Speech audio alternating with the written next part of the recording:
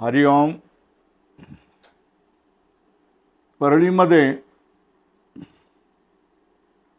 हरिभक्तपरायण अर्जुन महाराज शिंदे यांनी एक नर्मदेश्वर वारकरी गुरुकुल या रूपाने एक वारकरी शिक्षण संस्था स्थापन केलेली आहे. आजूबाजूच्या परिसरामध्ये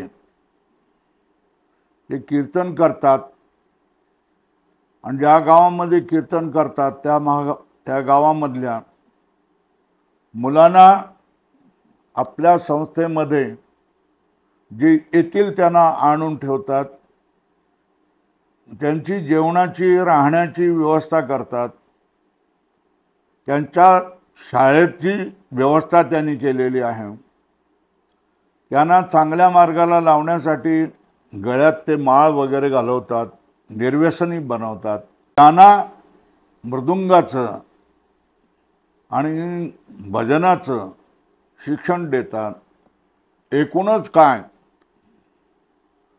वाया जाणाऱ्या मोखार पिढीला अर्जुन महाराज शिंदे हे संस्कार देण्याचा प्रयत्न करत आहेत. त्यांनी एक गोशाळा सुद्धा स्थापन केलेली आहे आणि आपल्या परिसीमित उत्पन्नामध्ये ते गोशाळाही चालवतात आणि संस्थाही चालवतात. संस्थेमध्ये 30 मुलं आहेत. पण 4-5 दिवसापूर्वी अचानक आजूबाजूच्या परिसरामधील गावगुंडांनी लाठ्या काठ्या घेऊन या गुरुकुलावर आक्रमण केलं. गुरुकुलाविषयी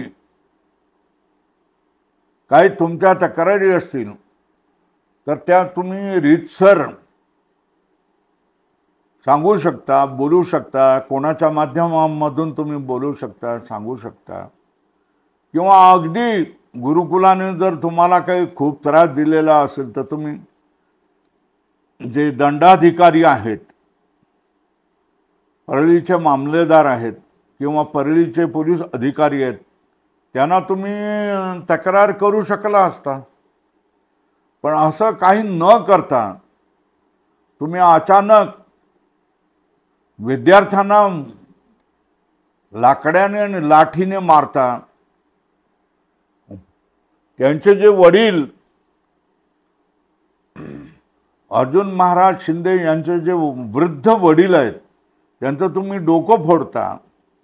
इतका अत्याचार तुम्ही करतायत तर तुम्ही पूर्णपणे ही मंडळी नास्तिक आणि हिंदू धर्माच्या विरोधीच असली पाहिजेत.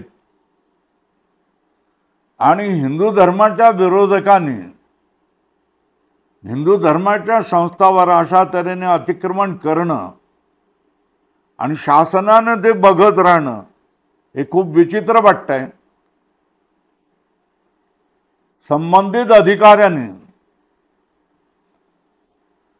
या गुंड प्रवृत्तीच्या लोकांना कठोर शासन केलं पाहिजे आणि परत त्यांची अशा तऱ्हेची प्रवृत्ती होणार नाही किंवा दुसऱ्या कोणाच्याही प्रवृत्ती होणार नाही अशा तऱ्हेने शासन केलं पाहिजे. हे सगळे संत समाज याची मागणी करत आहेत. वारकरी समाज आणि आम्ही सगळे संत समाज हे अर्जुन महाराज शिंदे यांच्या पाठीमागे आहोत. अशा तऱ्हेचे गुंड हल्ला निफाड तालुक्यामध्ये शिंगवे या गावीही झालेला होता. त्याचाही आम्ही निषेध केलेला होता. आता इथे परळीला हा पुन्हा अशा तऱ्हेचा निरपराध मुलांना तुम्ही बेदम मारता. निरपराध वृद्ध माणसांना तुम्ही डोकं फोडतात आणि रक्तबंबाळ करतायत. तुम्ही राक्षस आहात आणि या राक्षसांना वटणीवर आणण्यासाठी शासनाने प्रयत्न केले पाहिजेत. आणि हे जर तुम्ही प्रयत्न केले नाहीत, त्यांना तुम्ही मोकळे सोडलेत तर अशाच प्रवृत्तीचे लोक दुसऱ्या संस्थांवर काय हल्ला केल्याशिवाय राहणार नाहीत. यासाठी आम्ही सगळा वारकरी समाज आणि संत समाज शासनाकडे याचा निषेध नोंदवत आहोत आणि शासनाने ह्या गुंड आणि नास्तिक प्रवृत्तीच्या लोकांवर कठोर कारवाई करावी अशी मागणी करत आहोत. हरि ओम.